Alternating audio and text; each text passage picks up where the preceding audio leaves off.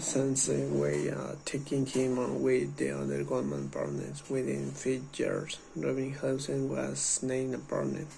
Robinghausen rarely succeeded. He could rise through to the ranks of Goldman Sachs faster than just about anyone ever had before, without arousing either jealousy and animosity. He was admired equally by superiors. First underlined on the surface, he appeared on the opposite and the prideful. In the meetings, even meeting five with important partners, he made a point of soliciting to the opinion of the most junior associate, and seeming to the hand on his every word. He had a way of making his boss want to see him do well. He colleagues were drawn to the almost preternatural calm. When a problem arose today, he asked his own opinion. He invariably responded, "What do you think?" "There is not better as the humility stick than Bob," says one former colleague who reminded Robin admired. The line "just what men opinion" was something he would utter a dozen times a day. He inspired instincts of loyalty. He also delivered the goods in 1981 when Goldman Sachs bought J. Around commodities. First executives then included Goldman current CEO Lou Frank Fane. Robin was a predecessor on overseeing to the new acquisition. With his help, the firm began to move in business in direction that made it vastly more profitable. He pushed Goldman to begin trade options, which had long shied away from every giant Fisher Black. The middle professor and co-inventor on the famous Black Skulls, the option pricing model, Goldman option trading soon became immensely profitable as well. As co-head of the Fixed Income Research Department in the 1918, Ruben helped transform to the fixed income division from to the income tier player into a world competitor to such strongholds as Lehman Brothers and First Boston. By the time Robin left for the Clinton administration in 1993, where they spent 2 years at the head of the National Economic Council before becoming Treasury Secretary, Goldman had become to the ambiguous trait. She was a formidable figure in Washington legal circle, a long-time partner in Arnold and Porter. With a practice that dealt with regulatory and financial service issues, she was also a player to the National Legal Assembly, a co-founder and the National Women Law Center, a member to the board governors on the American Bar Association, and the adjunct professor and law school on the Georgetown Catholic University. After Clinton won the presidency, she was rumored to be on to the short list for Attorney General. First, as a result, she has a still side. Two was always polite and cordial and collegial. She was tough when it came to things she cared about.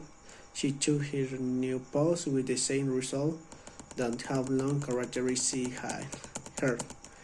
It wasn't long before today she was focusing for attention derivatives. In the years when the round had rolled to the didn't continue, future to the business had exploded. Sumitomo, a large Japanese commodity dealer, had been caught using over-to-the-counter derivatives on the part of and referred to the current to the copper market. The Procter and the Gamble and the Orange Country debacles were still fresh on people's minds. After she had been in office for a while, but also began to hear rumors that firms were using swap to deduct their quarterly financial statement. When she looked more closely, she realized there was some question as to whether the grounds for the exception still applied. After all, it is only supposed to the pertain to the one-of-kind derivatives between sophisticated counterparties, jet swaps. He had become to the commonplace that the money on the were practically standardized, and use of the self-control language in the derivatives were become standardized.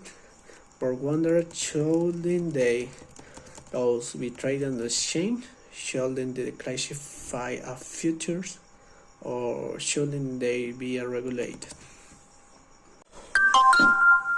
Also be traded on the exchange, shouldn't they be classified as futures, and shouldn't they be regulated? Also, the Sumitomo market manipulation case had been exposed before she took office. The agency conducted an investigation and imposed a hefty fine.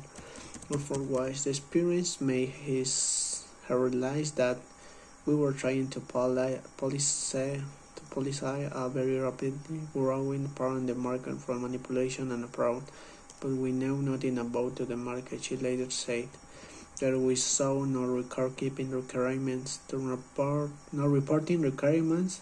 It was totally opaque. Board was in many ways a political knave. She ran an agency with fewer than 600 employees. She lacked both to the power base and the political skills to sway members of Congress or fellow regulators. And she knew was the derivative were a gigantic market, and that some bad things had happened in the past on the mean, and the likelihood that the things might ever will happen in the future, and no one to the government had a clue. But on the other, FTC started calling derivatives the hippopotamus under the rock. He had spent his career involved in the complex litigation, and there are argued several cases before to the Supreme Court, like his new boss, and they also housed to the talk when they needed to be. Not coming out of the commodities industry, he later said, gave him an advantage over just about to anyone else who might have taken that job, because I was not dependent on the future business. I really did not care that the futures industry took on me. Not long after he came on board, Greenberg had a meeting with Bourne. I remember her telling me that we have a lot of things to do, but that I had to start focusing on the over-counter derivatives. He says, thus is vegan.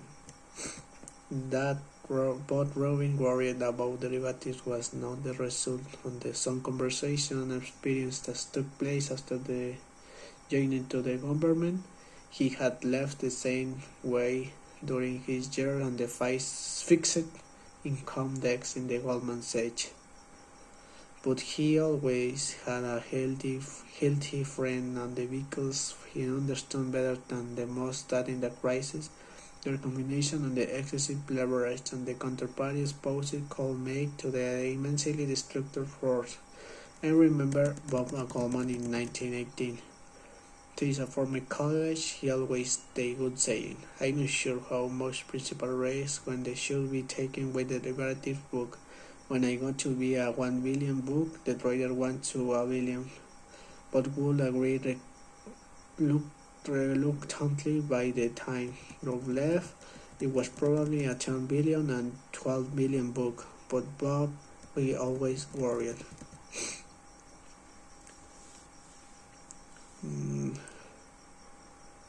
Unlikely, in market conditions that were now current Robin raising his memory. Neither Steve nor I was expert in this area, so our confusion was not surprising, but the people who tried the instrument did not fully understand the developments to the either and the orchestrating. You come to the world thinking with love for money, but the worst is finally behind us. Not what do we do? Not what do we do? And then a new problem will develop. We didn't know how to stop the process. He concludes, what happened to the young representatives and tenants in a human nature appropriate way to the white might occur under remote, but potentially very damaging circumstances. Once he walked at the Washington Robin, found himself surrounded by the people who viewed his lack of the intuition for derivatives is amusing eccentric. Most of the young Turks he rose with the treasure would go to the derivatives, his court, and the young assistant secretaries, including a 37 years old and the treasure wonderkind to the name Timothy. Gaynor approached to the derivatives. Larry Summers used to tell Robin that his attitude but derivative was a little like a tennis player who wanted to keep using wooden rackets when everyone else has moved to the graffiti. And of course there was Grispan, whose assumption for derivatives now no bounds during the derivatives models in the 1919. Johnson on the official front to the feed in treasure, including Grispan testifying in favor in regulated derivatives and the argued that's the best thing to the government could do why stay to the out the way. Despite the calls about derivatives, Robin never once said anything publicly to the contradict to the Clinton administration party line. When the SEC put its plan in the public comments, Greenberg quickly to the drafted to the CFTC's response written to the XAC proposal raised serious criticism issues to the CFTC argued to the any agency should be raised be overseen derivatives should be the CFTC. Born would later say that she didn't care who wound up regulating derivatives so long as it was done right. The SEC-like approach hardly qualified.